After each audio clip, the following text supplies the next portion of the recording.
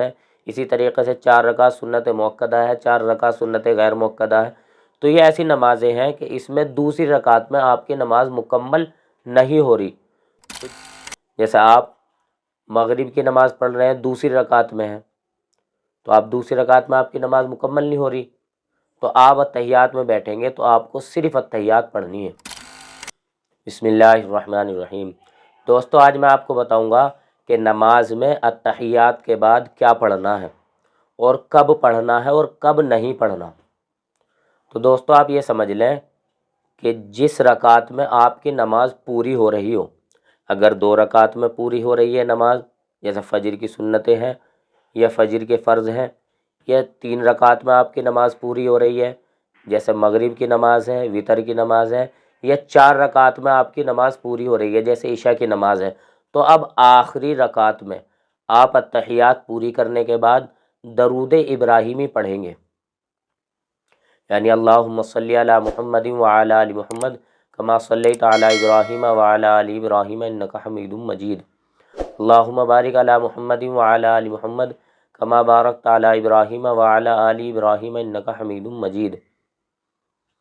फिर उसके बाद आप ये दुआ पढ़ें। ये दुआ पढ़ना मुस्तहब है। हज़रत अबू बकर सिद्दीक़ रज़ी अल्लाह ने अल्लाह के नबी सल्लल्लाहु अलैहि वसल्लम से कहा था, मुझे ऐसी दुआ बता दें जो मैं नमाज में पढ़ूं।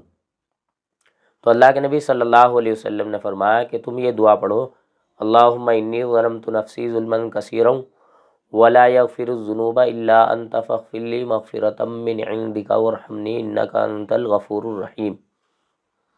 तो आप इस दुआ को भी पढ़ सकते हैं, और इस दुआ के बाद आप कुरान और हदीस के अंदर जो दुआएं हैं उनको भी पढ़ सकते हैं, यानी रब्बना आतिना पढ़ सकते हैं, रब्बी जाअलनी मुक़ीमस्सलाती पढ़ सकते हैं, रब्बी हबली मिनस सालिहीन पढ़ सकते हैं, रब्बना हबलना, यानी जो कुरान के अंदर है और हदीस के अंदर है। आप अत्तहियात के बाद अल्लाहुम्मा सल्ली, फिर उसके बाद अल्लाहुम्मा इन्नी, फिर उसके बाद ये दुआ जो कुरान हदीस में है इनको पढ़ सकते हैं। इसी तरीके से आप ऐसा भी कर सकते हैं कि आप अत्तहियात पढ़ें, अल्लाहुम्मा सल्ली पढ़ें, फिर उसके बाद कुरान और हदीस वाली आप दुआ पढ़ सकते हैं, यानी इसे भी इसके साथ भी पढ़ सकते हैं और अल्लाहुम्मा इन्नी को हटा कर भी आप पढ़ सकते हैं। अब आएंगे हम उस नमाज की तरफ जिस रकात में आप अत्तहियात पढ़ेंगे और उस रकात में आपकी नमाज मुकम्मल नहीं हो रही। जैसे आप मगरिब की नमाज़ पढ़ रहे हैं, दूसरी रकात में है, तो आप दूसरी रकात में आपकी नमाज मुकम्मल नहीं हो रही, तो आप अत्तहियात में बैठेंगे तो आपको सिर्फ़ अत्तहियात पढ़नी है। वितर में है आप, तो वितर में आपको दूसरी रकात में आपकी नमाज मुकम्मल नहीं हो रही, लेकिन आपको बैठना है, तो इसमें आपको सिर्फ़ अत्तहियात पढ़नी है। इशा की नमाज़ पढ़ रहे हैं या असर की नमाज़ पढ़ रहे हैं या ज़ोहर की नमाज़ पढ़ रहे हैं, इसमें 4 रकात है। इसी तरीके से 4 रकात सुन्नत मुअक्कदा है, 4 रकात सुन्नत गैर मुअक्कदा है। तो ये ऐसी नमाज़ें हैं कि इसमें दूसरी रकात में आपकी नमाज मुकम्मल नहीं हो रही।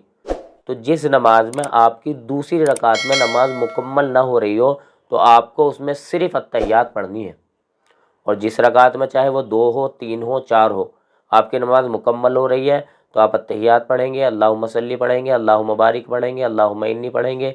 उसके बाद आप कुरान हदीस की दुआ भी पढ़ सकते हैं, और आप अल्लाहुम्मा इन्नी को हटाकर कुरान हदीस की दुआ भी पढ़ सकते हैं। तो हमारे समझ में बात आ गई कि कहाँ में अत्तहियात के बाद दरूद शरीफ पढ़ना है और कहाँ नहीं पढ़ना, और कहाँ कहाँ क्या पढ़ने की इजाज़त है। अल्लाह ताला सही समझ की तौफीक नसीब फरमाए। आखिर दावाना अनिल हम्दुलिल्लाहि रब्बिल आलमीन।